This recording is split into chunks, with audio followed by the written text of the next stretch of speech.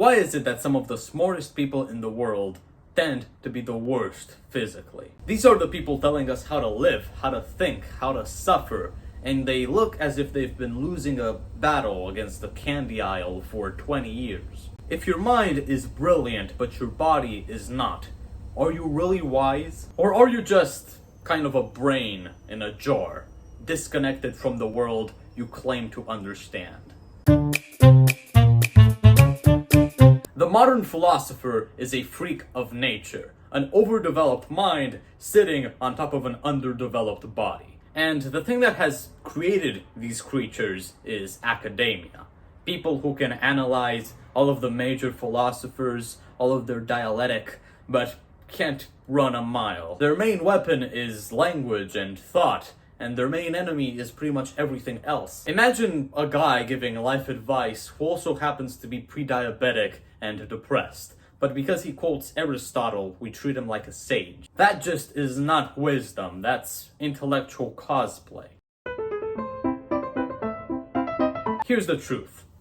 Your body, in a way, thinks. Not in words, but in action, in pain, in fatigue, in restraint. Your body has its own kind of knowledge, an honest and brutal kind of wisdom. Try doing a 60-second dead hang and see what thoughts come up. Probably not Kant, but survival. The body just humbles you. You can lie in an essay, but you can't lie in front of a dumbbell. Philosophers who see their entire body as the head, and not everything else below it, never really challenge themselves physically. And that's a hole in their worldview and in their wisdom that you could drive a fucking train through. Universities reward you for being smart, not strong. So over time, philosophers who, are the pinnacle of thought and geniality and intelligence have become these pale people that can't touch their toes. We've built an intellectual elite that is brilliant in theory, but absolutely incompetent in practice. People that are writing about freedom while still being slaves to their own addictions. Nicotine, caffeine, sugar, pretty much everything that makes them lesser. How could you possibly write about virtue if you can't even control your own body? And the ironic thing is that the greatest philosophers of all time actually understood the importance of the body. Ancient Greek philosophers like Plato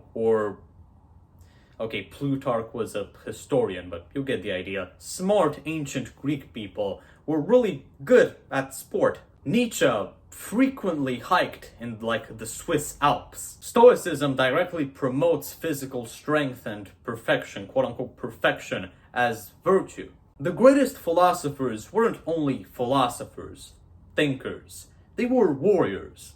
They were people who actually lived their ideas. They were people who saw building an amazing body or just taking care of their physical health as a path to true practical virtue. Modern philosophy professors talk about the will to power, whatever that is, whilst not being able to skip dessert. That's not will, that's wishful thinking.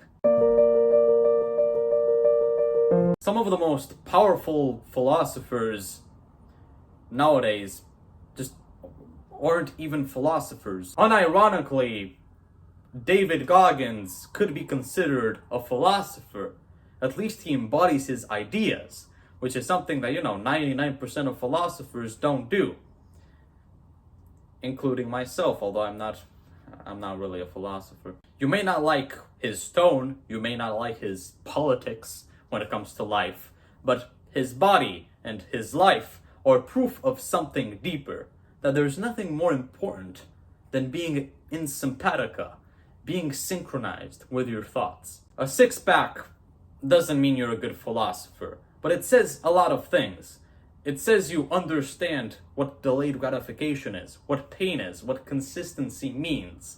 It means that you actually practice what you preach.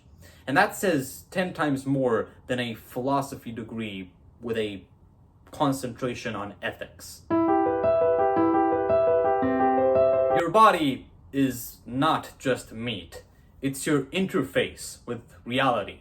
It is literally like, the thing you're going to live in, the host of your mind, the thing you use to think. The way you move through space, the way you carry yourself, it all embodies your mind in one way or another. You can't just think your way into enlightenment. Something needs to be done. And most of the time, it will probably include, in one way or another, you moving your ass. Most people are quoting books whose ideas they can't apply. And, I'm not saying a decent amount of muscle gives you authority to say anything. But it sure makes it a hell of a lot more credible when you tell someone what to do with their lives. Every rep in the gym is a rejection of nihilism, or, a praise of it. Whatever you like. Every cold shower is a vote against comfort culture.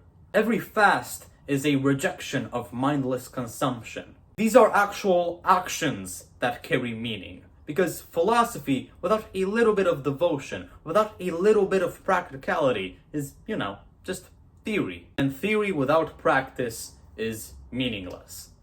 And I'm tired of people pretending like it's not, like theory within itself holds some kind of value.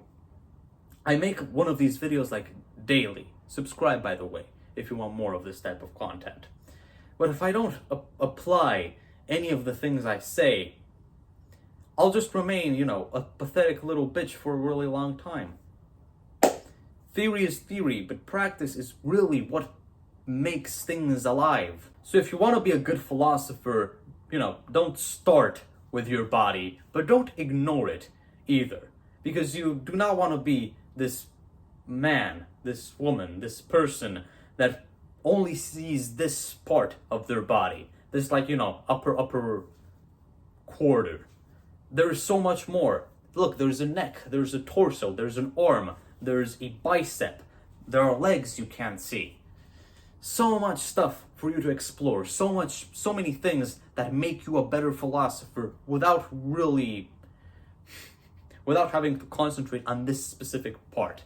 Because a philosopher that doesn't train their body, a person that takes care of their mind because they think it's the supreme good, it's the supreme, the brain is the supreme organ, is not a good philosopher. They're just a hypocrite. Hope you enjoyed this video, and I'll see you later, and stronger, and smarter, and more athletic than ever.